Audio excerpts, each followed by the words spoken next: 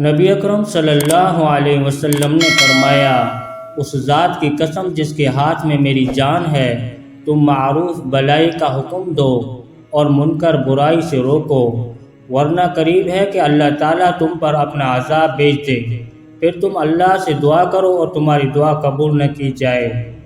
سنن ترمذی، حدیث نمبر 2169۔ رسول اللہ صلی اللہ علیہ وسلم نے فرمایا، اللہ کے حدود پر قائم رہنے والے، یعنی اس کے احکام کی پابندی کرنے والے اور اس کی مخالفت کرنے والوں کی مثال اس قوم کی طرح ہے جو قرآن اندازی کے ذریعے ایک کشتی میں سوار ہوئی۔ بعض لوگوں کو کشتی کے بالائی طبقے میں جگہ ملی اور بعض لوگوں کو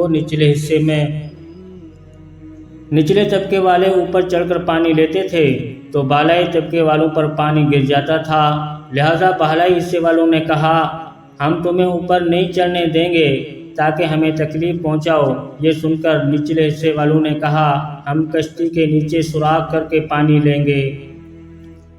اب اگر بالائی طبقے والے ان کے ہاتھ پکڑ کر روکیں گے تو تمام نجات پا جائیں گے، اور اگر انہیں ایسا کرنے سے منع نہیں کریں گے تو تمام کے تمام ڈوب جائیں گے۔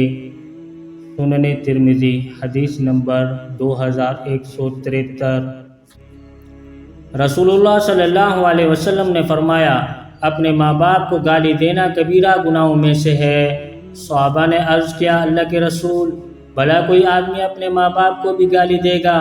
آپ نے فرمایا، ہاں، وہ کسی کے باپ کو گالی دے گا تو وہ بھی اس کے باپ کو گالی دے گا، اور وہ کسی کی ماں کو گالی دے گا تو وہ بھی اس کی ماں کو گالی دے گا۔